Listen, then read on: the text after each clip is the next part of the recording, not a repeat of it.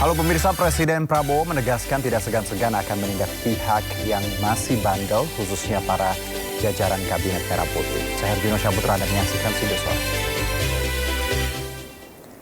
Pasca terjadi antrian pembelian gas bersubsidi di berbagai daerah, sejumlah pejabat turun ke lapangan mengecek penjualan gas bersubsidi. Dari anggota DPR hingga wakil presiden turun ke bawah, memastikan rakyatnya tidak lagi antri saat membeli gas bersubsidi.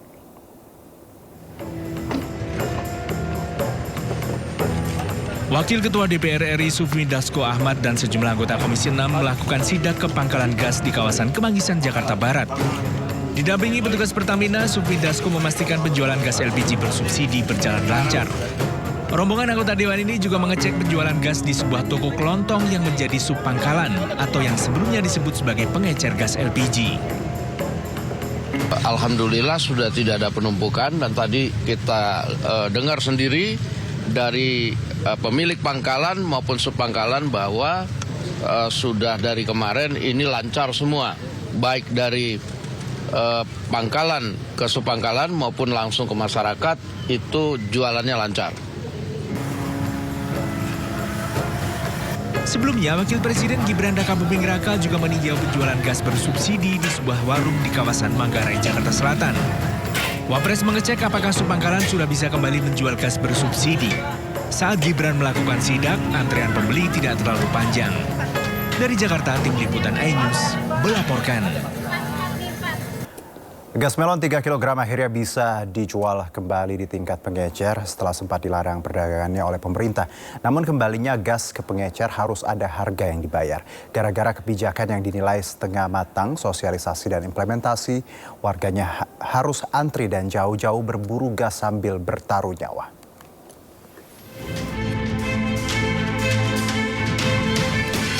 Antrian panjang warga terlihat di pangkalan gas LPG di Jalan Cegeraya, Pondok Aren, Tangerang Selatan, Banten. Warga terpaksa antri gas di pangkalan resmi karena kosongnya ketersediaan gas di tingkat pengecer dan warung kelontong. Sementara itu seorang ibu mengamuk di sebuah pangkalan di Tiga Raksa, Kabupaten Tangerang karena lelah antre berjam-jam bersama anaknya yang masih kecil, namun tak juga mendapatkan gas LPG 3 kg. Keributan usai setelah pemilik pangkalan menjelaskan pembelian dibatasi Pertamina. Tidak sampai di situ. Gara-gara gas melon tak ada di pengecer, seorang warga lansia di Pamulang, Tangerang Selatan, Banten meninggal dunia setelah berjalan setengah kilometer untuk membeli gas LPG 3 kg. Yoni, nenek berusia 62 tahun, sempat pulang ke rumah karena tidak membawa KTP dan kembali lagi ke pangkalan gas. Sesampainya di rumah, Yoni yang tak sadarkan diri dibawa ke rumah sakit dan akhirnya meninggal dunia. Itu nenek emaknya Robi itu jatuh katanya, tapi bukan jatuh katanya, cuma duduk istirahat, dijemputlah sama mantunya, tapi sampai di rumah langsung pingsan. Bahwa udah dapat tabung gas, udah dapat. Terus dia bilang Allahu Akbar, ya Allah, Allahu Akbar, tapi saya tanya udah nggak nyaut. Menteri Energi dan Sumber Daya Mineral Bahlil Lahadalia menyampaikan permohonan maaf atas jatuhnya korban jiwa. Kalau memang itu ada, tadi kan saya baca banyak berita juga. Kita membaca banyak berita, katanya ada yang begitu, ada berita juga yang nggak sesuai dengan itu. Ya kami pemerintah pertama memohon maaf kalau itu terjadi. Karena ini semata-mata kita lakukan untuk penataan. Yang kedua adalah kita melakukan perbaikan. Apa yang kita lakukan pagi ini dari masa pagi ini sebagai respon untuk kita ingin rakyat kita mendapat LPG dengan baik dan gampang. Ya. Sebuah momen menghentak terjadi di tengah kunjungan Menteri SDM Bahlil Lahadalia di Kota Tangerang, Banten. Effendi, seorang warga Kecamatan Cibodas dengan suara bergetar menahan tangis, merasa dirugikan oleh kebijakan penghapusan pengecer. Ya. Kami butuh, dapur kami harus ngebul. Ya. Kami jualan harus jalan. Ya. Dan jangan dimiskinkan kami. Enggak. Ya. Saya sekarang lagi masak, Pak. Saya tinggal demi gas. Iya. Kita yang di Bapak. Bukan masalah antri gasnya. Anak kami lapar, butuh makan, butuh kehidupan, Pak. Oke, Bapak ya. Logika berjalan dong, Pak. Setelah komunikasi dengan Presiden Setelah menimbulkan keresahan di masyarakat, Presiden Prabowo Subianto akhirnya memerintahkan pembelian gas LPG 3 kg dikembalikan ke tingkat pengecer menjadi subpangkalan. yang ada Instruksi tersebut diberikan mencermati kesulitan dan antrean yang dialami masyarakat saat membeli gas melon. mengaktifkan kembali pengecer-pengecer yang ada untuk berjualan seperti biasa, sambil kemudian pengecer-pengecer itu akan dijadikan sub daripada pangkalan. Jadi sebenarnya ini bukan kebijakannya dari Presiden untuk kemudian melarang kemarin itu. Nah, tapi melihat situasi dan kondisi, tadi Presiden turun tangan untuk menginstruksikan agar para pengecer bisa dapat berjalan kembali, sambil kemudian pengecer itu dijadikan subpangkalan, administrasi segala macamnya bisa sambil berjalan saja, demikian. Sementara itu, Pertamina Patraniaga memastikan kebijakan perubahan pengecer menjadi subpangkalan tidak akan mengurangi pasokan gas LPG 3 kg. Apapun kebijakan yang diambil oleh pemerintah, masyarakat mengharapkan agar kebijakan tersebut memudahkan dan tentunya menjaga keselamatan masyarakat. Tim Liputan iNews melaporkan. Pemirsa, banjir lebih dari 3 pekan di Sidoarjo, Jawa Timur membuat ratusan siswa harus belajar daring di rumah. Namun saat hari pembagian makan bergizi, para siswa rela menembus banjir datang ke sekolah untuk mengambil paket makan gratis. Sudah 3 pekan banjir meredam SD negeri di Banjar Asri, Tanggulangin, Sidoarjo, Jawa Timur. Ratusan siswa diliburkan dan belajar daring dari rumah masing-masing. Para siswa hanya sesekali datang ke sekolah menembus banjir demi mengambil paket makan bergizi gratis. Paket makanan selanjutnya dibawa pulang ke rumah masing-masing. Belajar dari rumah. Oh, di rumah kayaknya nggak ada teman. Banjir ini sudah mulai hampir 3 minggu yang lalu. Anak-anak dilakukan pembelajaran melalui daring. Jatah makan bergizi gratis di SD Banjar Sari, Tanggulangin diberikan berkala sesuai jadwal yang ditentukan. Dari Sidoarjo, Jawa Timur, Pramono Putra iNews melaporkan. Diduga akibat kelalaian guru, ratusan siswa SMA Negeri 1 Kabupaten Mempawah, Kalimantan Barat gagal masuk perguruan tinggi. Ratusan siswa ini melakukan aksi unjuk rasa di depan sekolah.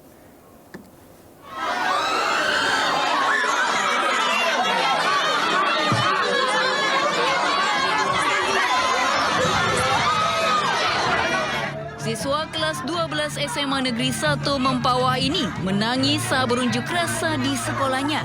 Dalam aksi protes, mereka kecewa dan kesal terhadap salah seorang oknum guru di SMA Negeri 1 Mempawah yang diduga lalai dalam mengisi daftar siswa pada program SMBP 2024-2025. Padahal pengisian data di portal SPMB oleh sekolah seharusnya dilakukan paling lambat 31 Januari lalu.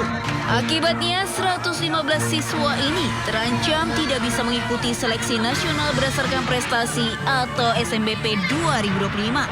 Para siswa menuntut pihak sekolah bertanggung jawab atas permasalahan ini. Jangka waktu itu panjang. Dia nyuruh siswa buat cepat akun kalau memang nak kuliah. Justru dia yang telah buat akun. Macam mana lah? Kita risiko, kita tak isi pada SMBP. Eligible cuma nilai kita dari semester 1. Sementara pihak sekolah berjanji akan menyelesaikan permasalahan ini ke tingkat pusat. Dari Mempawah, Kalimantan Barat, Uun Junior melaporkan.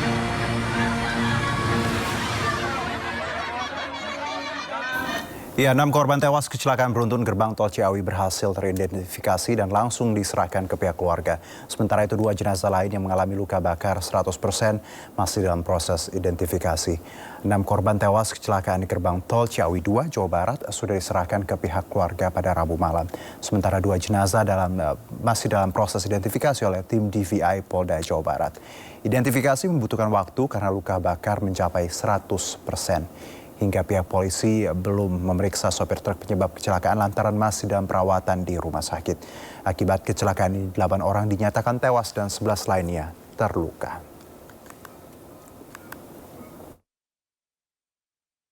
Kami tim DPI Polda Jabar pada hari ini tanggal 5 Februari 2025 di RSUD Ciawi Bogor telah menerima 8 kantong jenazah dari TKP yang berisi 7 korban laki-laki dan 1 korban jenazah wanita. Dari korban tersebut bersama tim kami lakukan identifikasi, telah teridentifikasi jenazah sebanyak 6 korban. Tim DPI mendapatkan 6 kantong, teridentifikasi 6, kemudian masih ada 2 jenazah yang belum teridentifikasi karena kondisinya 2 korban tersebut adalah luka bakar 100%. Dan saat ini tim DPI sudah mengambil sampel DNA dari jenazah tersebut dan keluarga korban, dan kita akan teruskan ke Lab Dokes Polri yang ada di Jakarta untuk proses identifikasi. Jadi identifikasi menggunakan DNA agar bisa dipertanggungjawabkan secara ilmiah, scientific crime investigasi. Dan pemirsa, kita perbarui informasi terkait kecelakaan maut di gerbang tol Ciawi 2 bersama rekan Hamzah yang melaporkan langsung dari RSUD Ciawi, Jawa Barat. Hamzah, silakan dengan update terbaru.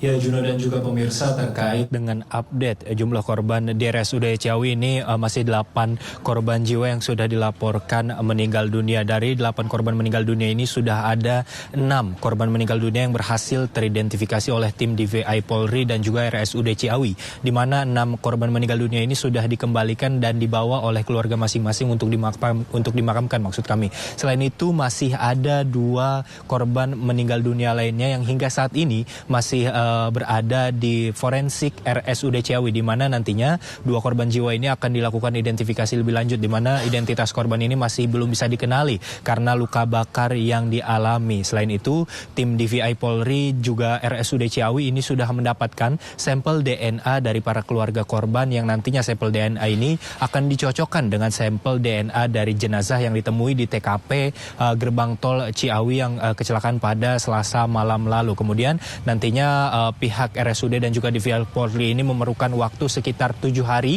di mana sekitar 7 hari ini nantinya pihak DVI Polri dan juga RSUD akan mencocokkan DNA serta data antemortem dari keluarga korban. Sebelumnya juga supir truk ini dapat kami informasikan juga, Juno dan juga pemirsa, bahwa sudah siuman ataupun sudah sadar, namun hingga saat ini supir truk yang diduga menjadi penyebab dari kecelakaan di gerbang tol Ciawi 2 ini masih belum bisa dimintai keterangan oleh pihak kepolisian karena kondisinya masih dalam proses perawatan intensif oleh pihak RSUD Ciawi. Sebelumnya supir truk ini juga dikabarkan mengalami cedera luka di bagian kepala.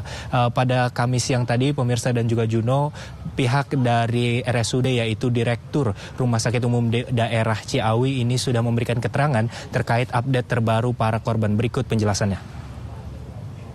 Sampai saat ini masih ada 5 orang yang dirawat di RSUD Ciawi, 3 orang dirawat di ruangan Bougainville dan 2 orang dirawat di ruangan Anggrek. Secara umum, kondisi dari kelima pasien ini sudah lebih baik dari kemarin, namun memang karena kondisi awal masuk juga sudah cukup berat sehingga sampai saat ini masih belum banyak yang bisa diajak berkomunikasi, ya. Untuk pasien yang berada di ruangan Bougainville itu Pak Dani, kemudian Pak Sukanta dan Pak Bendi, itu ketiganya berada dalam kondisi belum bisa kita katakan baik betul, ya, tapi dalam kondisi sedang, ya. diagnosis juga masih cedera kepala sedang dan cedera kepala ringan. Jadi ada satu yang sudah ke diagnosis cedera kepala ringan. Kemudian untuk Ade Riuzi dan Bapak Wahyudin berada di ruangan. Baik Pak Ade Riuzi juga sudah bisa diajak berkomunikasi, sudah bisa makan walaupun belum banyak. Kemudian Pak Wahyudin juga sudah tampaknya hari ini sudah tidak menggunakan oksigen. Ya. Ya, Juno, berikut tadi merupakan keterangan dari Direktur RSUD Ciawi Fusia Mediawati. Sebelumnya juga diupdate bahwa sudah ada 6 dari 11 korban luka-luka yang sudah pulang kembali ke rumahnya. Sementara itu, Juno. Baik, Hamzah, kalau bicara mengenai sopir truk itu sendiri, kita tahu bahwa memang masih dalam tahap perawatan dan belum bisa dimintai keterangan. Ada informasi terkait sopir truk, Hamzah?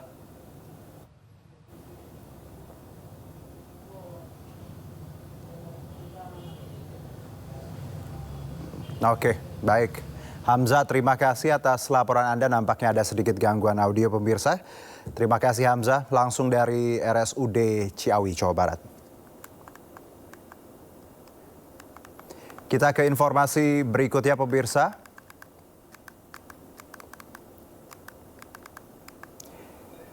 Ya, 6 dari 8 korban tewas kecelakaan maut gerbang tol Ciawi telah teridentifikasi. Salah satunya Yana Mulyana, warga Sukabumi, Jawa Barat yang dimakamkan tadi malam. Pemakaman Yana diantar oleh istri dan anaknya yang saat kecelakaan berada satu mobil namun selamat dan hanya luka ringan.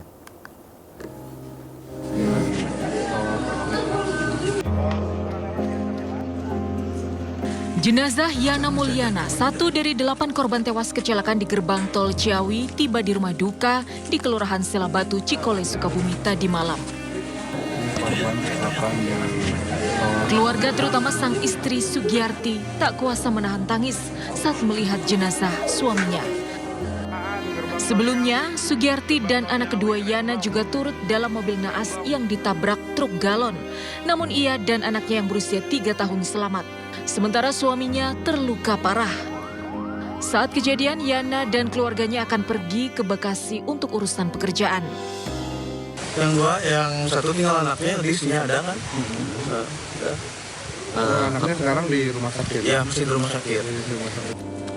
Usai disolatkan, jenazah Yana langsung dimakamkan di TPU setempat. 6 dari 8 jenazah korban tewas kecelakaan di gerbang tol Ciawi telah teridentifikasi.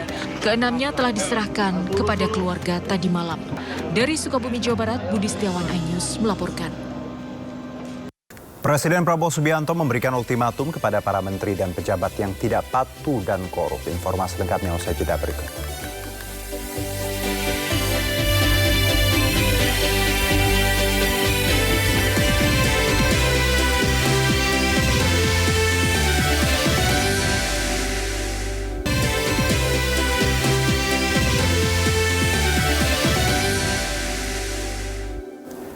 Kembali bersama kami, pemirsa. Selain memangkas anggaran kementerian, nasib gaji ke-13 untuk ASN tahun ini juga belum pasti. Kemenko Perekonomian sudah mengajukan usulan namun belum ada respon dari Kementerian Keuangan. Di tengah isu penghematan kementerian dan lembaga, gaji ke-13 bagi aparatur sipil negara juga belum ada kejelasan. Menko Perekonomian Erlangga Hartarto enggan berkomentar terkait nasib gaji ke-13 ASN. Pemerintah mengaku sudah mengusulkan gaji ke-13 namun kewenangan ada di Kementerian Keuangan. Sebelumnya ramai di media sosial dugaan penghapusan THR dan gaji ke-13 ASN imbas kebijakan pemangkasan anggaran kementerian dan lembaga sebesar 300,7 triliun rupiah atau seperempat dari total anggaran kementerian dan lembaga di tahun ini.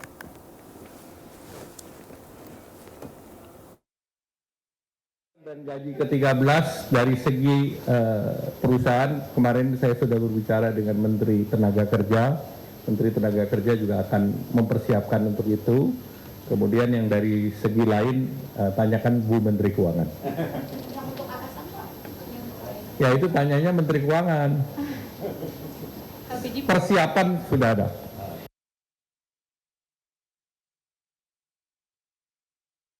Ya, demi program Pro Rakyat, Presiden Prabowo telah menginstruksikan kementerian dan lembaga untuk melakukan penghematan, diantaranya dimulai dengan menghemat biaya listrik dan memangkas biaya perjalanan dinas.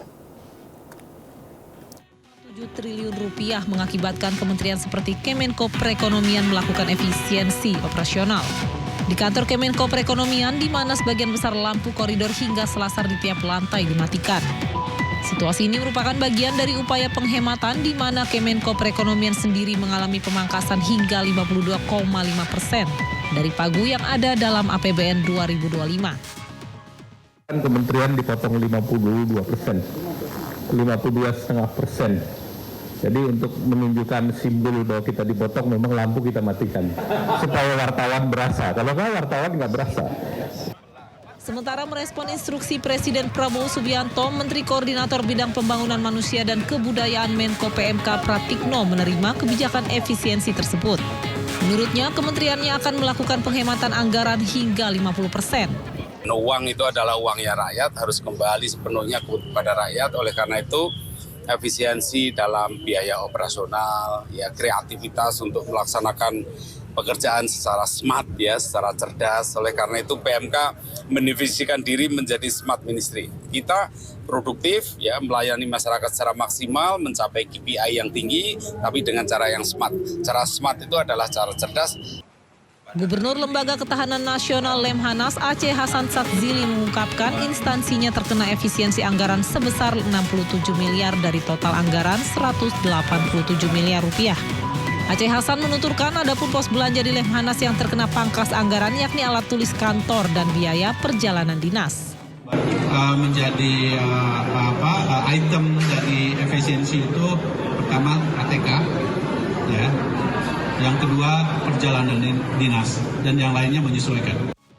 Presiden Prabowo Subianto meminta kementerian dan lembaga mengefisiensikan anggaran hingga 256,1 triliun rupiah pada 2025. Sebagai bendahara negara, Menteri Keuangan Sri Mulyani menetapkan 16 pos belanja yang perlu dipangkas anggarannya. Namun ada juga sebagian kementerian dan lembaga yang anggarannya tetap utuh, tidak terkena pemangkasan dan tercatat ada 17 kementerian dan lembaga. Dari Jakarta, Tim Liputan melaporkan. Presiden Prabowo Subianto memberikan ultimatum kepada para menteri dan pejabat yang tidak patuh dan korup. Prabowo mengaku telah memberikan arahan kepada instansi untuk membersihkan institusi sebelum dibersihkan. Kami tidak akan ragu-ragu bertindak. 100 hari pertama, ya, saya sudah beri istilahnya peringatan berkali-kali. Sekarang, siapa yang bandel,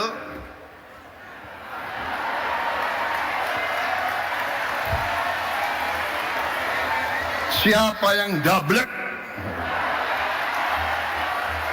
siapa yang tidak mau ikut dengan aliran besar ini, dengan tuntutan rakyat, pemerintah yang bersih, siapa yang tidak patuh, saya akan tidak.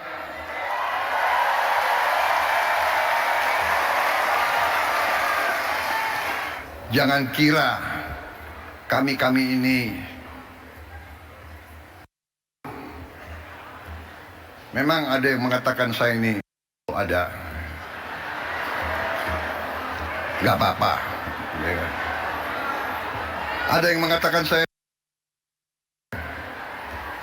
tapi saya nggak sebut namanya, kalian sudah tahu loh.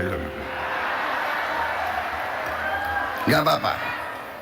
Tapi kami paham dan kami mengerti. Dari saudara-saudara, ya, 100 hari pertama kami akan baik. Dalam arti, saya berharap ada kesadaran. Saya pernah menyampaikan, seluruh aparat, seluruh institusi, bersihkan dirimu.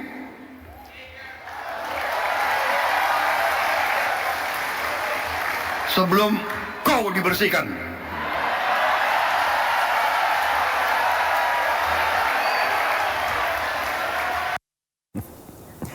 Ya, lalu siapakah mereka yang tak mau bekerja sama yang dimaksud oleh Pak Prabowo, dan apakah akan ada reshuffle dalam waktu yang dekat?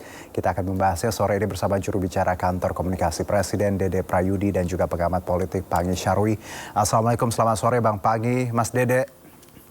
Selamat sore Mas Bimo, selamat sore Bang Panggi. Ya, terima kasih sudah bergabung bersama kami. Saya izin ke Mas Dede terlebih dahulu. Mas Dede, siapa yang bandel dan dablek yang dimaksud Pak Prabowo? Silakan.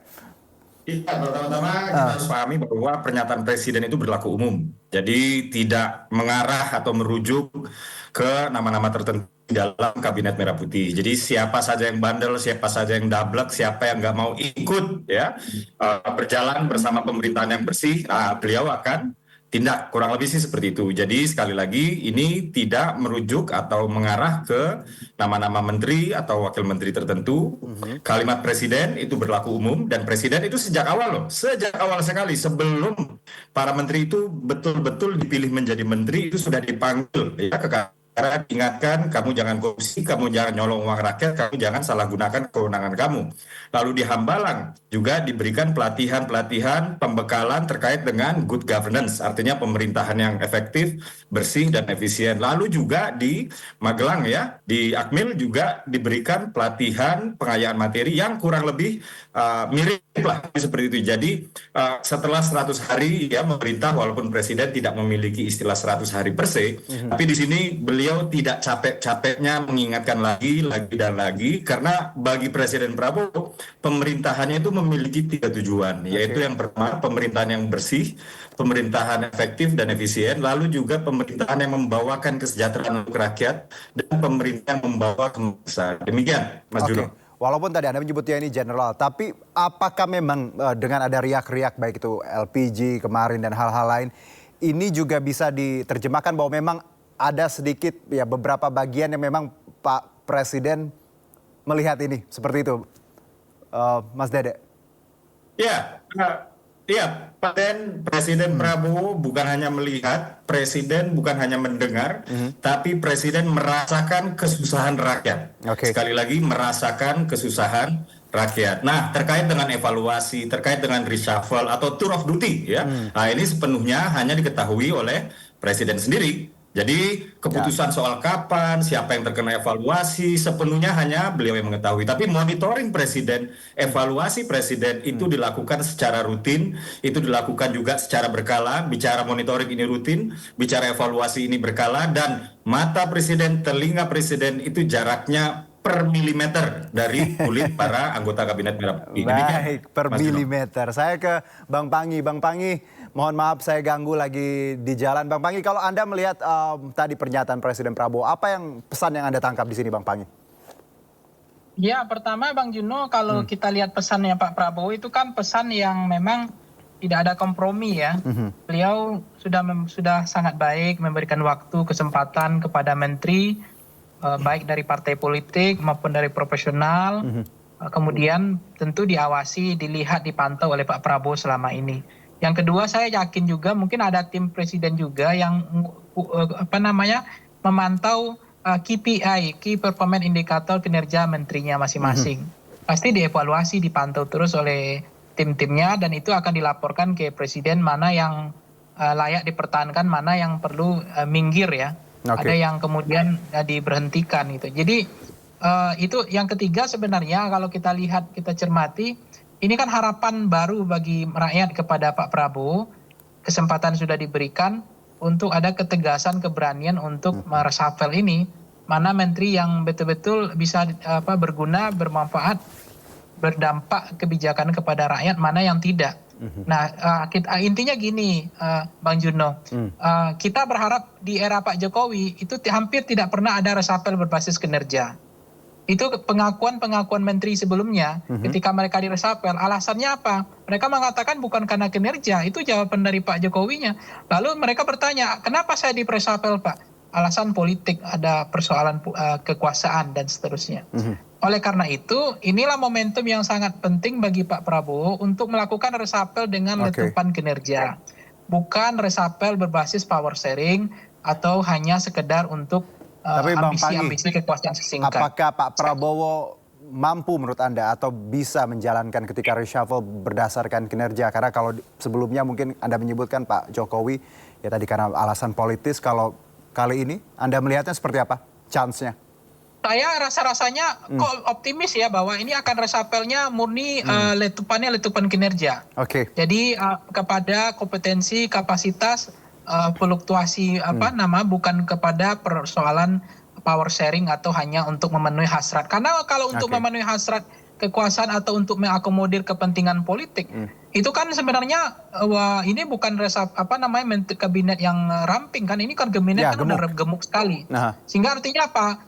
Pada waktu 100 hari Pak Prabowo sudah memberikan kesempatan kepada semua partai politik yang sudah bekerja mendapatkan jatah kursi menteri, mengakomodir semua kekuatan politik yang sudah ada dalam koalisi Pak Prabowo. Tetapi dengan 100 hari ini kesempatan yang baik itu tidak dipakai, tidak digunakan dengan baik, maka wajar kemudian Pak Prabowo harus mengatakan ya tidak bisa dipertahankan ini survei, maksudnya reshuffle-nya itu harus ini kinerja, KPI-nya kinerja.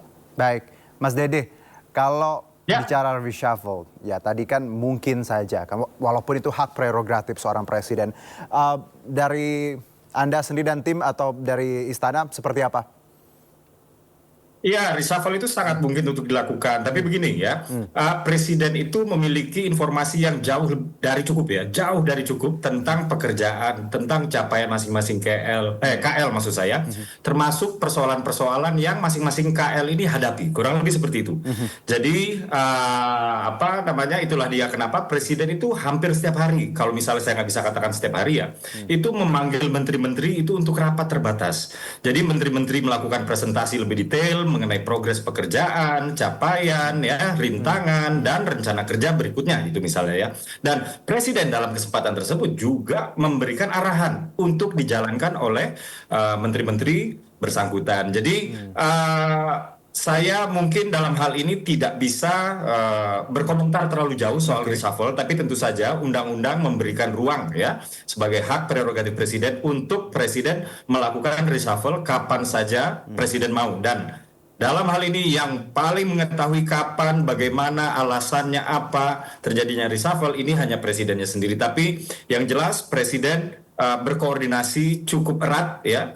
Jadi presiden mengetahui capaian, mengetahui persoalan, mengetahui permasalahan masing-masing KL. Dan jangan kita lupa bahwa beberapa minggu yang lalu ya, Presiden menyampaikan apresiasinya juga ya, menyampaikan apresiasinya di sidang kabinet ya di Istana kepada seluruh jajaran Kabinet Merah Putih yang kaitannya saat itu Presiden merasa puas, apalagi kemudian kita sama-sama tahu ya kepuasan publik terhadap pemerintah itu lagi tinggi-tingginya. Jadi inilah yang dimaksud oleh anggota Kabinet Merah Putih itu jangan melenceng. Jadi kalau bagus diapresiasi, cuma diingatkan terus-terusan ya, supaya nggak ada lagi kepentingan di atas kepentingan bangsa dan rakyat. Presiden dalam pidatonya di Harlah NU berkali-kali menyebutkan kepentingan bangsa dan rakyat. Jadi ini lebih dari sekali disebut, ini adalah peringatan yang betul-betul dimaknai oleh Presiden sebagai peringatan yang mendalam sekali. Tapi kalau kita berbicara ya terakhir kali Presiden mengomentari ya Kabinet Merah Putih, jajaran Kabinet Merah Putih maksud saya, itu bentuknya adalah apresiasi akibat publik mengaku puas. Demikian Mas Jum. Baik Mas Dede dan Bang Pangi, sebelum kita lanjutkan bicara survei, kita tahu Litbang Kompas menunjukkan tingkat kepuasan publik yang tinggi. Kita lihat kembali bagaimana hasil survei terhadap 100 hari kinerja Presiden.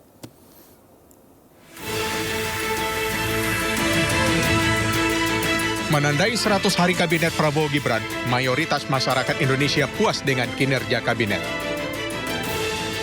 Survei Litbang Kompas menunjukkan 80,9% responden mengaku puas terhadap pemerintahan Presiden Prabowo. Bahkan, hasil ini lebih tinggi dibandingkan pemerintahan Presiden Joko Widodo tahun 2015 lalu. Sekitar 19,1% responden lainnya menyatakan tidak puas terhadap kinerja Prabowo Gibran. Tak hanya itu, tingkat keyakinan publik terhadap pemerintahan Prabowo Gibran juga tinggi, yakni sekitar 89%. Menanggapi hal itu, Ketua DPR Puan Maharani mengapresiasi 100 hari kinerja pemerintahan Prabowo Gibran. Puan juga meminta pemerintah bekerja lebih keras. apresiasi kepada pemerintahan Pak Prabowo yang walaupun masih belum 100 hari sudah alhamdulillah mendapatkan apresiasi dari masyarakat. Ini merupakan tantangan dari pemerintahan yang sekarang untuk bisa lebih bekerja keras dalam menjalankan pemerintahannya sehingga apapun hasilnya adalah untuk rakyat. Jadi bekerja lebih baik, bekerja dengan lebih semangat, dan apapun yang menjadi kekurangannya akan bisa ditindaklanjuti dengan evaluasi yang terbaik bagi rakyat. Survei juga menunjukkan tingkat kepuasan masyarakat terhadap bidang politik keamanan mencapai 85,8%. Di bidang kesejahteraan sosial di angka 83,7%, ekonomi 74,5%, dan hukum 72,1%.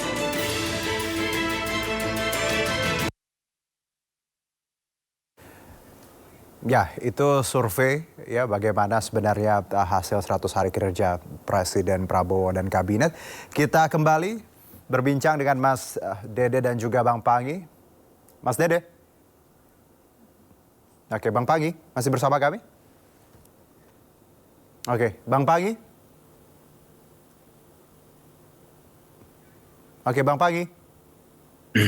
Oke, saya ke Mas Dede terlebih dahulu mungkin. Mas Dede, kalau kita lihat tadi survei 100 hari ini responnya bagus, positif, ada banyak puji-pujian. Tapi di satu sisi Pak Presiden juga tidak berpuas diri dan beliau mengungkapkan bahwa kalau yang double, yang tadi yang tidak mengikuti arus aliran besar akan ditindak, akan direvisi, di-reshuffle seperti itu. Anda melihat ada kontradiksi di sini bahwa di satu sisi 100 hari dianggap bagus, tapi Presiden juga melihat bahwa ini tidak terlalu bagus gitu, atau message seperti apa yang Anda bisa terjebakkan di sini, Mas Dede?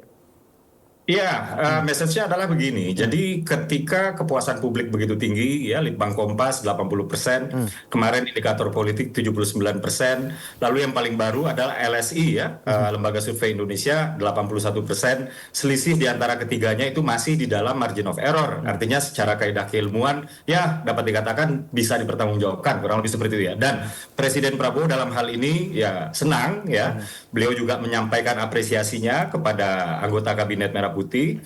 Lalu kemudian juga beliau mengatakan bahwa ini juga merupakan PR kita, gitu. PR seluruh jajaran pemerintahan untuk bukan hanya mempertahankan kepuasan publik yang tinggi ini, tapi juga kalau bisa kita meningkatkan lagi tingkat kepuasan publik terhadap pemerintah. Jadi maka Presiden itu bukan hanya memberikan apresiasi ketika memang publik puas, tapi juga kemudian memberikan peringatan bahwa jangan jumawa.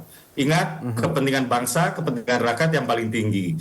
Jangan meletakkan kepentingan pribadi, golongan, ya, warna jaket, dalam tanda kutip itu di atas kepentingan bangsa dan negara. Jadi dalam hal ini statement Presiden di Harlah NU kemarin ini tidak bersifat menunjuk atau mengarah kepada menteri-menteri tertentu, tapi ini berlaku secara umum untuk mempertahankan kalau bisa justru lebih meningkatkan lagi kinerja Kabinet Merah Putih. Baik, Bang Panggi, walaupun tadi disebutkan Mas Dede bahwa statement Pak Prabowo ada general tidak mengarah ke pihak tertentu atau menteri tertentu. Dari pandangan Anda, adakah menteri yang rapotnya merah yang nggak kelihatan kerjanya atau kementerian apa saja yang menurut Anda paling minim kerja tapi boros, Bang Panggi? Iya Mas Juno, paling tidak apa yang saya sampaikan Bang Dede itu sebenarnya kan harus tidak boleh resapel itu asumsi ya, persepsi atau hanya karena ada yang populis di media, ada kerja menteri yang dia terukur tapi senyap, dia nggak mau tampil di panggung depan, itu kan juga harus dipertimbangkan. Karena kan bagi persepsi publik kan dianggap menteri yang bekerja itu kan yang menteri yang bisa pamer di media sosial kan, menteri yang bisa pamer, maksudnya bisa show off lah bagaimana kekuatan dia bekerja gitu. Nah tentu ini ukurannya harus jelas. Yang kedua adalah menteri yang misalnya kalau saya sering katakan begini Mas Juno, menteri yang tidak berguna itu adalah yang kebijakannya menyusahkan rakyat. Nah, itu juga menjadi koreksi, menjadi evaluasi gitu. Ada yang selama ke program legasi bisa diperjelas Bang Panggi? Menyusahkan rakyat itu ya. Yang mana yang misalnya kebijakannya menyusahkan rakyat, misalnya yang mana gitu? Iya, kita kan tidak perlu omongin lah, kan banyak menteri-menteri yang kontroversial, kemudian statementnya ada yang bilang misalnya soal BPJS katanya harus ada asuransi swasta saja. Kan menteri yang seperti itu kan sebenarnya tidak bagus karena nggak fair dong, masa negara ya berbisnis pada rakyatnya untuk masalah kesehatan itu nggak bagus itu. Contohnya ada soal yang hari ini ribut masalah. Kalau soal gas gimana Bang Pangi? Ya. Kalau soal gas? Ya itu kan juga Prabowo sendiri kan mengatakan itu juga menyusahkan rakyat, kebijakan seperti itu. Nah itu kan artinya yang ketiga adalah ini tidak hanya orang per orang sebenarnya, tetapi bagaimana kemudian bagaimana kementerian-kementerian ini mampu mengatasi masalah yang hari-hari dihadapi oleh masyarakat. Salah satunya adalah kementerian yang bisa memberikan pendapatan yang cukup untuk anggaran negara. Yang Pak Prabowo ini kan punya banyak program gratis ya. Nah yang tis ini dari mana anggarannya? Itu di samping memang penghematan anggaran, tetapi memang harus ada juga kementerian, sudah ada nggak 1 bulan 3 bulan ini mereka sudah bisa menghasilkan uang untuk yang menutupi defisit tadi, untuk membantu mewujudkan cita-cita Prabowo dalam soal program-program yang langsung bermanfaat bagi masyarakat. Ini programnya kan banyak sekali nih Mas Juno. Nggak main-main ini program gratisnya. Mulai dari makan siang gratis kan, medical check up gratis. Bang Pangi. Saya ke Mas Dede. Mas Dede, tanggapan Anda terkait kinerja beberapa pihak ya, baik itu dari sudut pandang Bang Pangi ataupun rakyat yang mungkin disebut tadi tidak mensejahterakan rakyat, bikin rakyat repot, susah gitu. Memang ada betulnya bahwa tadi saya sudah katakan ya, Presiden Prabowo menginginkan salah satunya pemerintahan yang mengangkat kesejahteraan rakyat. Pemerintahan yang rakyat yang tadinya susah menjadi tidak susah lagi ya. Jadi jangan sebaliknya misalnya kayak gitu ya. Nah, apabila kemudian ya, ini kita sedikit melenceng ya berbicara soal yang gas LPG misalnya ya. Ini substansi kebijakannya sebenarnya sudah baik, yaitu ya yang pertama ingin melindungi uang rakyat yang dipakai untuk subsidi supaya ini tidak disalahgunakan oleh orang yang tidak berhak atau tidak tepat sasaran.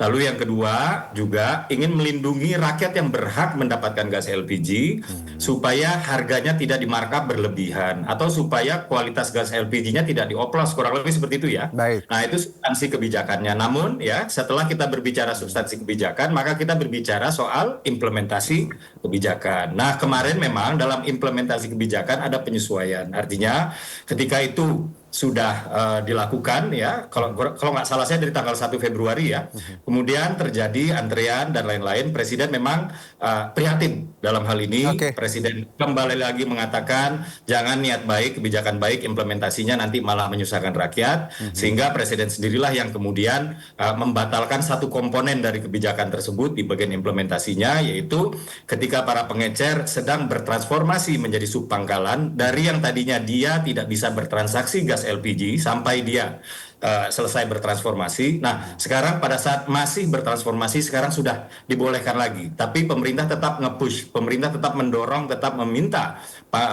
pengecer-pengecer untuk bertransformasi menjadi subpangkalan. Demikian Mas Juno. Mas Dede, ini berarti antara presiden dan menteri ingin punya tadi kebijakan yang baik, tapi mungkin ada proses yang memang harus dilalui yang kemarin kita revisi dan ya kita lihat ada perbaikan lah seperti itu. Nah kalau bicara siapa saja menteri terbaik nih Mas Dede dan juga Bang Pangi versi masyarakat, kami punya liputannya, kita lihat sebentar. Ya.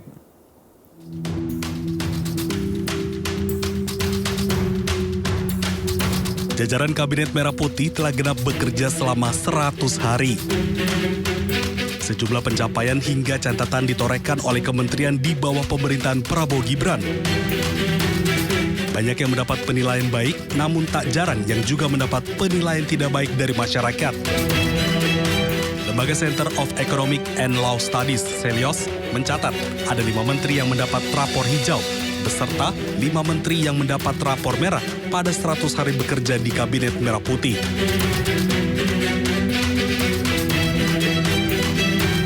Menteri Agama Nasaruddin Umar sebagai menteri dengan kinerja terbaik. Sementara posisi kedua ditempati oleh Menteri Komunikasi dan Digital Mutia Hafid. Mutia dinilai sigap menangani judi online. Posisi ketiga ditempati oleh Menteri Pendidikan Dasar dan Menengah Abdul Mukti. Menteri Menteri Kesehatan Budi Gunadi Sadikin menduduki peringkat keempat. Rakyat menanti kebijakan tes kesehatan gratis di hari ulang tahun.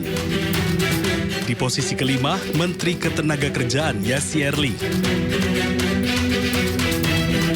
Sementara menteri dengan rapor merah adalah posisi pertama ada Menteri HAM Natalius Pigai yang sempat mengajukan dana Kementerian HAM sebesar 20 triliun. Di posisi kedua ada Menteri Koperasi Budi Aristiadi. Sementara di peringkat ketiga diduduki oleh Menteri ESDM Bahlil Lahadalia yang ingin meningkatkan lifting migas. Posisi keempat ada Menteri Kehutanan, yakni Raja Juli Antoni. Sementara di posisi kelima ada Menteri Desa dan Pembangunan Daerah Tertinggal Yandri Susanto.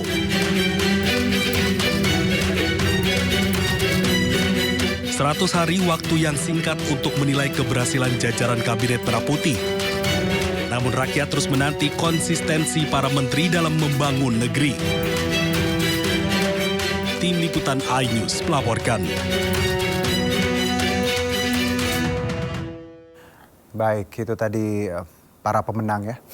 Menteri terbaik dan menteri yang kinerjanya kurang baik seperti itu. Tapi lagi-lagi we don't want to judge, kita nggak mau ngejudge. Cuman ini penilaian ketika kita ada di posisi ya baik itu menteri ya, of course ada judgement dari banyak pihak dan harus diterima. Saya ke Mas Dede. Mas Dede, 5 menteri terbaik, 5 menteri yang dianggap buruk. Apakah PCO sendiri dan juga Presiden mendengar ya mungkin aspirasi atau masukan dari masyarakat termasuk terkait menteri-menteri yang disorot tadi?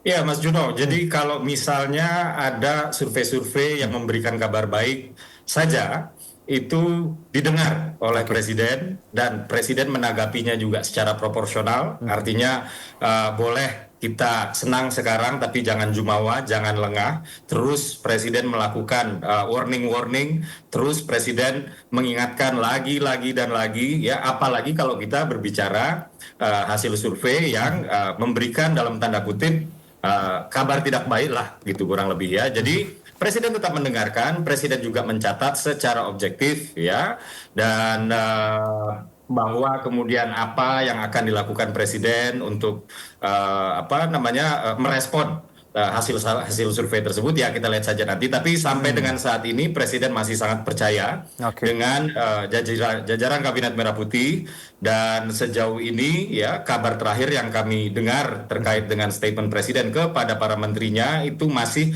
berada di tataran apresiasi. Jadi Presiden tetap mendengar ya, Presiden tetap melihat, kemudian Presiden juga masih percaya ya, tapi begini, Presiden juga mengapresiasi apapun masukan-masukan dari publik ya, baik itu penilaian positif maupun penilaian negatif, karena Presiden menganggap bahwa kritik itu seperti vitamin atau seperti obat, kalau di lidah rasanya pahit tapi di badan itu menyehatkan gitu, tidak seperti gula-gula yang kalau kita makan terus-terusan di lidah ini manis tapi dia bisa menyebabkan diabetes. Nah, jadi Presiden menghargai kritik-kritik tersebut, Presiden juga menampung masukan-masukan tersebut. Demikian Mas Juno. Oke, jadi mending minum vitamin daripada gula-gula ya. Saya ke Bang Panggi. Bang Panggi, ada nama-nama tadi kita punya, termasuk SDM, Koperasi juga disoroti, HAM. Anda melihat bagaimana penilaian ini dan apa yang bisa dilakukan misalnya Istana dan Presiden dari survei ini? Oke, Bang Panggi. Boleh diulangi? Saya silakan. percaya Mas Juno tentu Presiden akan lebih terukur ya dengan data riset yang lebih jelas. Sama dengan tadi apa yang disampaikan Mas Dede soal gas LPG misalnya. Itu dalam tataran teorinya, niat baiknya itu baik. Tapi kan nggak ada riset yang lebih mendalam, kemudian ada sosialisasi, kemudian ada yang terukur lah. Kemudian memungkinkan nggak bahwa memang sudah tersebar nggak yang namanya agen itu, atau hanya pengecernya, itu kan dihitung. Jangan-jangan sampai agen gitu tuh terbatas, tidak per desa, tidak per RT misalnya. Kalau sudah semua agen itu sudah ada di RT RW ya nggak akan ribut kemarin. Ini kan mereka mencari gasnya 5 kilo, berarti posisinya agen itu bukan di RT, di kecamatan gitu. Ya ngumpul ya nggak masuk akal. Nah itu yang menurut saya perlu kajian yang mendalam, yang harus ada data terukur. Karena apa? Implementasinya nggak seindah yang dibayangkan. Itu teori, itu kan rapat gitu. Nah begitu juga menteri-menteri hari ini, misalnya Natalius Pigai. Memang dia kontroversial misalnya Mas Juno. ada nyeleneh. Tapi itu prestasi yang itu tuh ada juga orang yang kemudian netizen juga ngerujak beliau juga. Itu prestasi Menteri HAM. Tapi jangan anggap remeh loh. Kalau memang 100 hari ini nggak ada satupun orang yang bacot, yang mengkritik, yang hina-hina Prabowo, tidak ada yang dipenjara. Itu prestasi yang nggak kaleng-kaleng loh itu. Jangan dianggap remeh. Karena itu Orde Baru itu masalahnya. Perutnya kenyang, ngomong nggak bebas. Ini yang saya minta di Pak Prabowo, perut kita kenyang, ngomong juga bebas gitu. Oke, baik. Kemarin itu mana ada bebas segini ngomong, kena undang ITE semua. Apalagi kalau saya minta ini, Mas Dedek, bisikan ke Pak Prabowo, tarik itu undang-undang ITE itu. Baru saya kasih jempol itu Pak Prabowo adalah presiden paling demokratis yang kita punya. Oke, Mas Dede singkat saja, closing statement, silakan. Ya, terima kasih sekali Presiden. Pertama-tama di dalam harlah NU kemarin ingin mengingatkan kembali kepada para jajaran Kabinet Merah Putih untuk selalu mengingat bahwa kepentingan setinggi-tingginya itu adalah kepentingan bangsa dan rakyat ya. Walaupun memang ya menteri-menteri ini kan berasal dari kalangan berbeda, satu kalangan aja warna jaketnya juga berbeda-beda. Jadi memang Presiden sedang menjalankan tugasnya untuk terus-terusan mengingatkan lagi dan mengingatkan lagi. Tapi memang dari pemberitaan yang beredar bahwa ini seolah-olah mengarah kepada menteri tertentu, menunjuk kementerian 1-2 gitu ya, itu dapat kami pastikan tidak benar, dan statement Presiden itu berlaku umum, sama halnya ketika beliau mengingatkan para calon anggota kabinet di Kartanegara, di Hambalang, lalu ketika baru dilantik di Magelang. Demikian Mas Juno. Baik. Sekali lagi terima kasih untuk waktunya Mas Dede Prayudi, juru bicara kantor komunikasi kepresidenan, dan Bang Pagi Syarwi, analis politik kita. Terima kasih. Lagi-lagi survei tadi ya, jangan aja menteri yang show off, tapi memang kinerja yang kita perlukan. Terima kasih sekali lagi, selamat beraktivitas. Terima kasih. Terima kasih. Mari. Kita ke informasi berikutnya, pemirsa. Meski negara sedang memikirkan penghematan anggaran, Menteri Kesehatan Budi Gunadi Sadikin memastikan pelaksanaan program pemeriksaan kesehatan gratis bagi yang berulang tahun akan tetap berjalan dan akan dimulai pada 10 Februari mendatang. Bagi Anda yang berulang tahun di Januari dan Februari, masih bisa memanfaatkan program ini hingga bulan April. Program cek kesehatan gratis diputuskan oleh beliau nanti tanggal 10 Februari ini sudah bisa jalan di puskesmas dan juga klinik-klinik. Nanti beliau sama seperti yang makan bergizi mau lihat gitu di salah satu puskesmas. Ini kan diupdate juga bahwa ini adalah program yang menyentuh 280 juta orang. Mungkin nggak langsung 280 juta. Tahun pertama kalau saya dapat 50 juta, 60 juta aja udah seneng. Tapi kan kita harapkan ini makin lama makin naik terus. Dan di Kompas waktu kemarin keluar rating presiden tinggi kan, nomor satunya tingginya gara-gara program kesehatan gratis ini. Jadi kita harus pastikan bahwa ini jalannya baiklah pesannya dari. Nah ini akan dilakukan dua grup ya. Grup yang pertama adalah usia di bawah usia sekolah, di bawah 6 tahun dan di atas usia sekolah. Itu nanti dilakukannya pada saat hari ulang tahun mereka plus 1 bulan. Khusus yang Januari, Februari, Maret boleh sampai April. Jadi ulang tahunnya udah lewat. Dilakukannya di mana? Di 10.000 puskesmas dan 15.000 klinik yang sudah bekerja sama dengan. Program pemeriksaan kesehatan gratis 1 ulang tahun bertujuan untuk mendeteksi dini kesehatan agar tidak terlambat pengobatan jika memang memiliki penyakit berat. Dan berikut penjelasan singkat program pemeriksaan kesehatan gratis yang dimulai 10 Februari mendatang.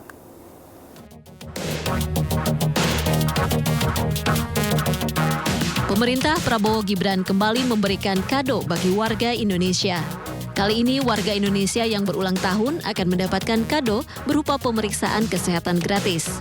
Program pemeriksaan kesehatan gratis ini merupakan bagian dari program hasil terbaik cepat atau PHTC yang diinisiasi Presiden Prabowo Subianto pada 2025.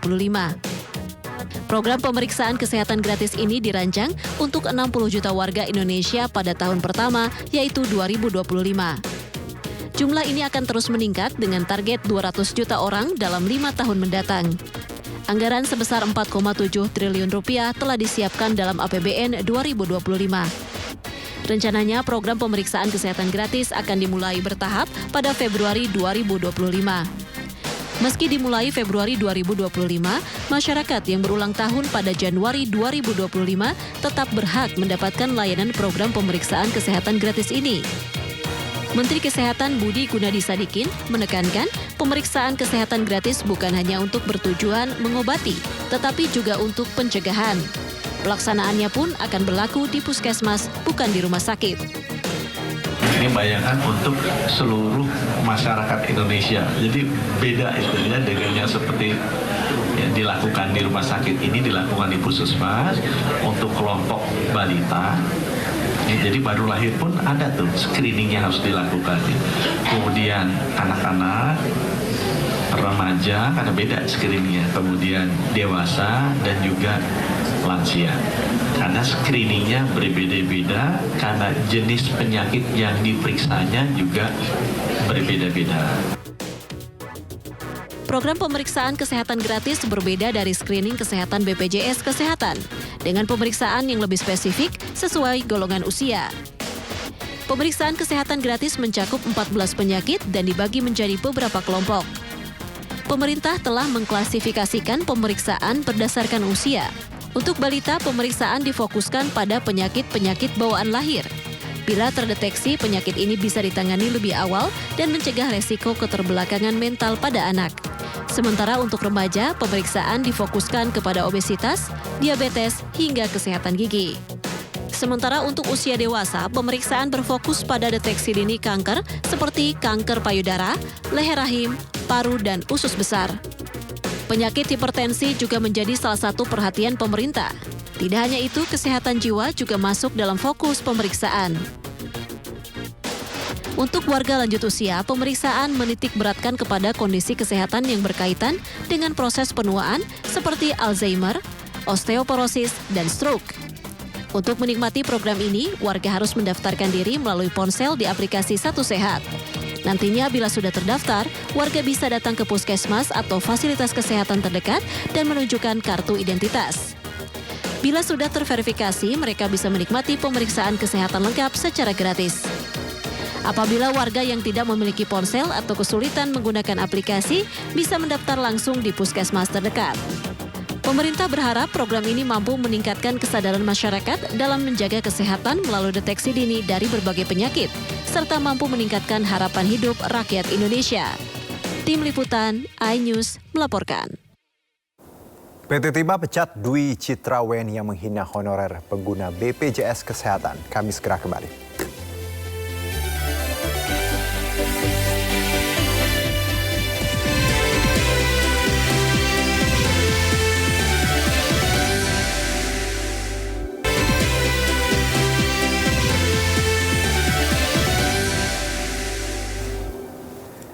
Kembali bersama kami pemirsa, sejumlah emak-emak menggelar aksi unjuk rasa di depan Pengadilan Negeri Jakarta Selatan Kamis pagi. Masa aksi menyerukan dukungan terhadap penegakan hukum berkeadilan dalam pra-peradilan Sekjen DPP PDI Perjuangan Hasto Kristianto.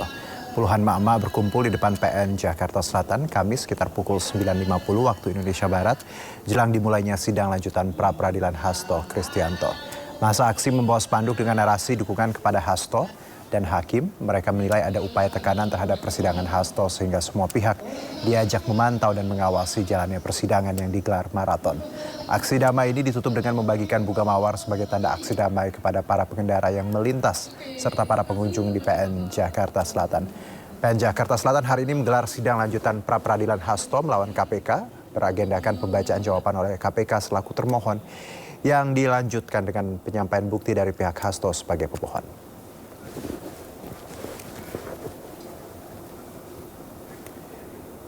Ya, Pengadilan Negeri Jakarta Selatan kembali menggelar sidang pra-peradilan DPP PDI, Sekjen DPP PDIP, Hasto Kristianto.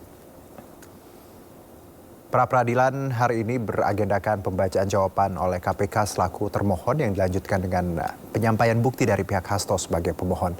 Sementara itu, kuasa hukum Hasto, Roni Talapesi, mengaku siap menghadapi jawaban KPK atas semua gugatan yang diajukan pihaknya dan telah menyiapkan bukti yang akan diajukan pada sidang hari ini. Terkait dengan dugaan pelanggaran-pelanggaran prosedur yang dilakukan oleh penyidik KPK. Ini merupakan salah satu bukti yang kami hadirkan. dan juga ada beberapa bukti terkait dengan, kalau kawan-kawan ingat, tanggal 10 Juni 2024 di mana saudara Kusnadi waktu digeledah itu tidak sebagai saksi karena statusnya mendampingi Mas Hasto. Ini merupakan satu dugaan pelanggaran. Dan beberapa hal lainnya nanti akan kita sampaikan kepada rekan-rekan media. Perlu kami sampaikan kepada kawan-kawan bahwa kita melihat prosedur cacat hukum acara ini juga bisa menimpa kepada semua orang, kepada siapa saja. Bisa menimpa kepada pedagang kecil, kepada aktivis politik seperti Mas Hasto, kemudian karyawan, sampai ke presiden. Artinya apa? Kita minta supaya ini diluruskan dan setiap warga negara Indonesia mempunyai hak untuk perlindungan hukum dan diperlakukan secara adil. Oke, teman-teman. Seluruh sertifikat hak guna bangunan atau SHGB dan sertifikat hak milik atau SHM pada area pagar laut Tangerang, Banten yang sebelumnya sudah terbit akan dibatalkan secara menyeluruh. Menteri Agraria dan Tata Ruang yang juga Kepala Badan Pertanahan Nasional Nusron Wahid menegaskan semua sertifikat yang di luar garis pantai akan dibatalkan. Nusron mengakui proses pembatalan sertifikat kepemilikan tersebut tidak mudah karena berpotensi diajukan gugatan ke Pengadilan Tata Usaha Negara. Meski demikian, ia memastikan pembatalan sertifikat akan tetap berlangsung sesuai dengan prosedur yang berlaku. Kementerian ATR BPN sudah melakukan pembatalan sertifikat kepemilikan di Laut Tangerang sebanyak 50 unit, termasuk SHGB perusahaan Agung Sedayu Group milik konglomerat Sugianto Kusuma atau Aguan.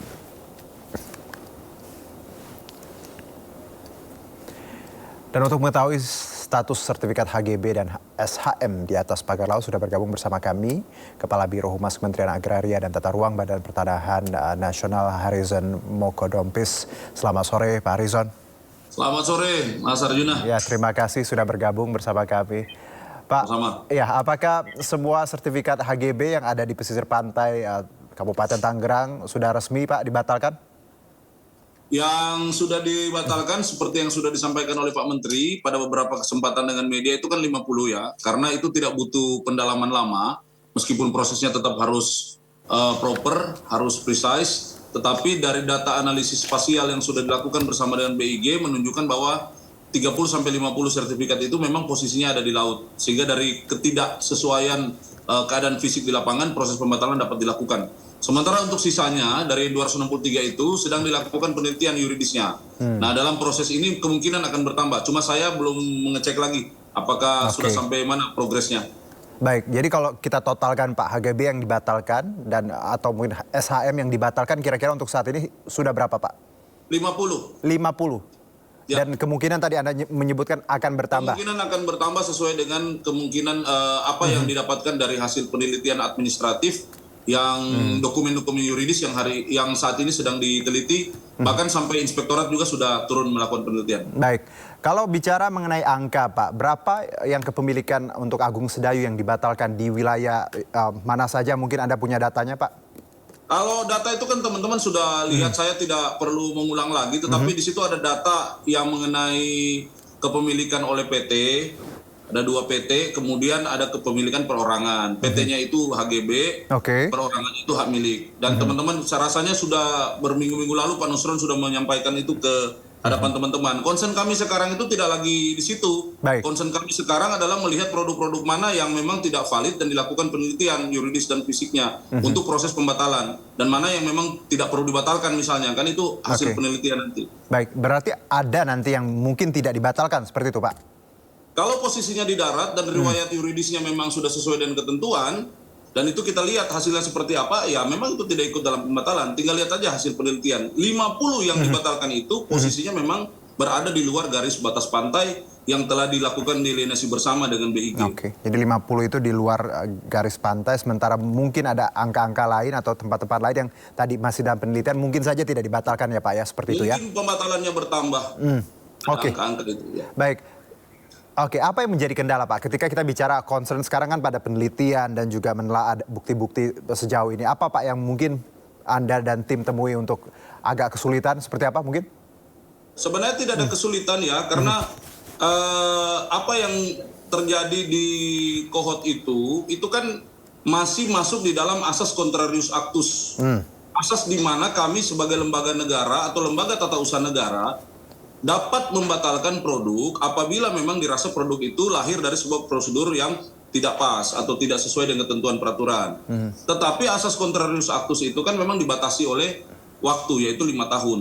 Nah ini dalam rangka memenuhi pembatalan, mungkin pemirsa juga harus kita berikan informasi, pembatalan itu juga harus dilakukan dengan tahapan-tahapan yang diatur di dalam ketentuan peraturan pemerintah, yaitu Permen 20 tahun 2021. Nah, tata cara pembatalan itu harus dipenuhi, karena kalau tidak dilakukan, ya ini kan produk pembatalan juga adalah produk tata usaha negara.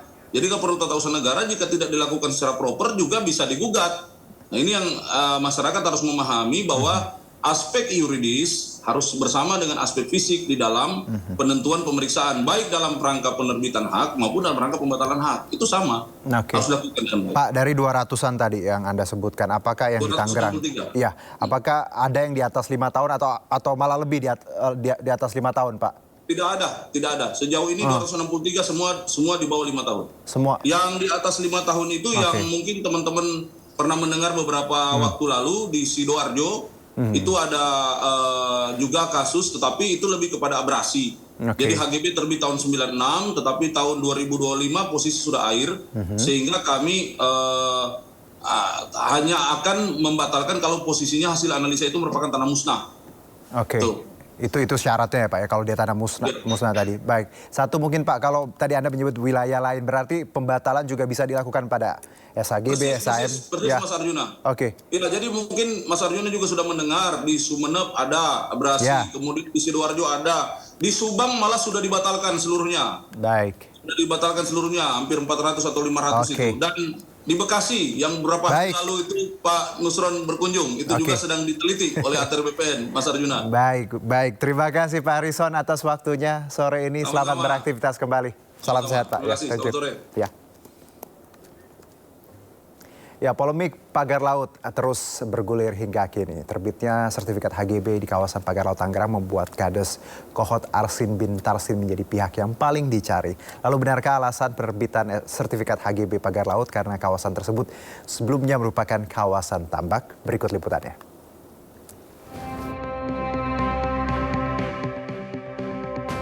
Kisruh penerbitan sertifikat di atas laut Tangerang terus bergulir. Melalui kuasa hukumnya, pihak Agung Sedayu Group mengaku telah memiliki 254 sertifikat HGB di sekitar pagar laut, yaitu di Desa Kohot, Kabupaten Tangerang. Menurut Muanas Alaidin, pada 2023 Agung Sedayu melalui anak perusahaannya, PT Intan Agung dan PT Cahaya Inti Sentosa membeli sertifikat hak milik tersebut dari warga yang kemudian diubah menjadi HGB dengan mengikuti peta tata ruang. Sebagaimana pernyataan Pak Menteri, dasarnya SHM ini terbit karena ada girik yang dibuat tahun 82. Ya kan? Girik yang ada tahun 82. Nah, kemudian ditransaksikan kepada kita, dikoordinasikan, kita bayar pajak, kita beli dari rakyat. Pengakuan pihak Agung Sedayu yang membeli sertifikat dari rakyat di Desa Kohot tentu menimbulkan pertanyaan. Mengapa mereka nekat membeli sertifikat yang fakta di lapangan tidak lagi berbentuk daratan? Dalam penerbitan sertifikat, peran Kepala Desa Kohot, Arsin bin Arsip, turut menjadi sorotan. Sebelum mengabulkan permohonan melalui pengkajian yang sangat luar biasa. Pengkajiannya itu ada di pihak terkait. Saya hanya Kepala Desa hanya mengajukan permohonan yang saya lengkapi atas permohonannya itu nggak ujuk-ujuk Pak, langsung itu prosesnya lama banget, tahunan itu di Desa Kohot itu khususnya yang ada di pinggir laut itu dulunya tanah empang itu memang abrasi dan sangat luar biasa abrasinya. PT Timah akhirnya mengambil tindakan tegas terhadap oknum karyawan Dwi Citra Weni yang menghina honorer pengguna BPJS Kesehatan. Perusahaan BUMN tersebut memutuskan untuk memberhentikan Weni.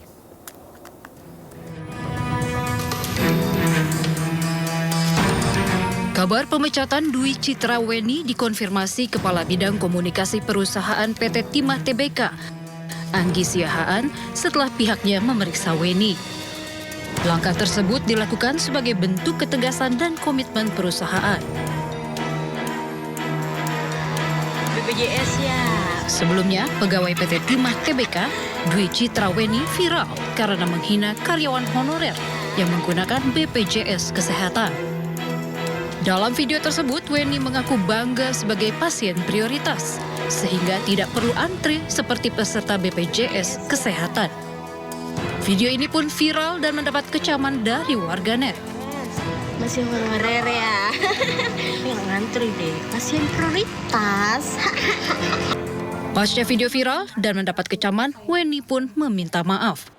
Untuk pihak-pihak yang terganggu atas video atau VT yang saya buat, konten-konten yang saya buat, mungkin saya mau minta maaf karena konten tersebut tidak ada kaitannya dengan atau tidak ada niat buat menyinggung profesi atau organisasi tertentu. Jabatan Weni di PT Timah diketahui sebagai SA di bagian lingkungan hidup. SA diduga adalah singkatan untuk senior analis. Ya, informasi lainnya akan kami hadirkan usai jeda berikut, tetap di Sindo Sore.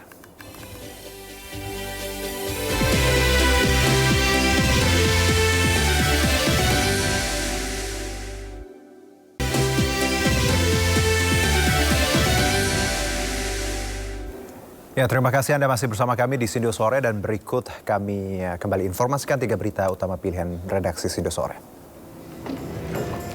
Terjadinya antrian pembelian gas bersubsidi di berbagai daerah, sejumlah pejabat turun ke lapangan mengecek penjualan gas bersubsidi.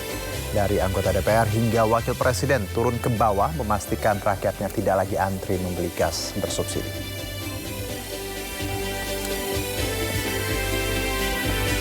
Selain memangkas anggaran kementerian, nasib gaji ke-13 untuk ASN tahun ini juga belum pasti.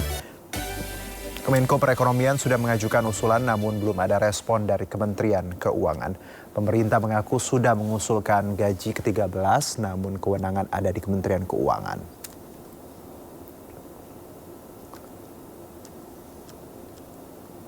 6 korban tewas dalam kecelakaan beruntun gerbang tol Ciawi berhasil teridentifikasi dan langsung diserahkan ke pihak keluarga. Hingga kini pihak polisi belum memeriksa sopir truk penyebab kecelakaan lantaran masih dalam perawatan di rumah sakit.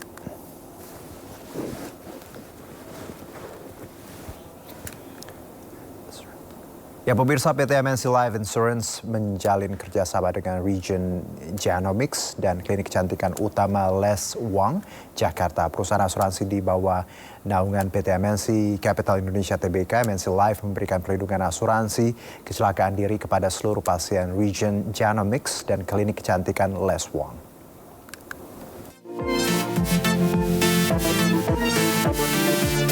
Region Genomics dan Klinik Kecantikan Les Wang menjadi salah satu tempat favorit bagi kalangan perempuan untuk menjalani tes kesehatan dan perawatan kecantikan.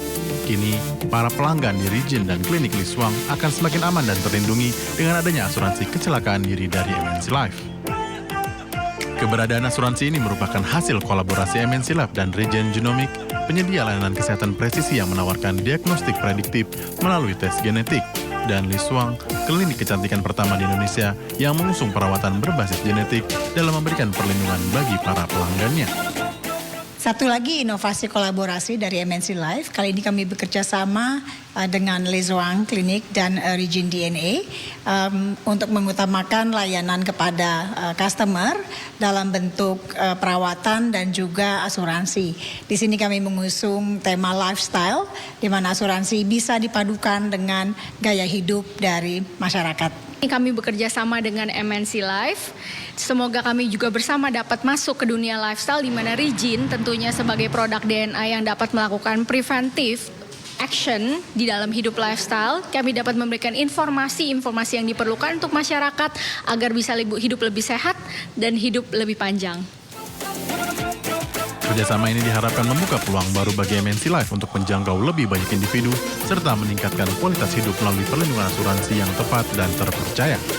MNC Life juga berkomitmen untuk terus berinovasi dalam meningkatkan jaringan kerjasama yang dapat memberikan manfaat nyata bagi para pengguna layanan. Dari Jakarta, Henry Aprila, Dimas Winardi, iNews melaporkan.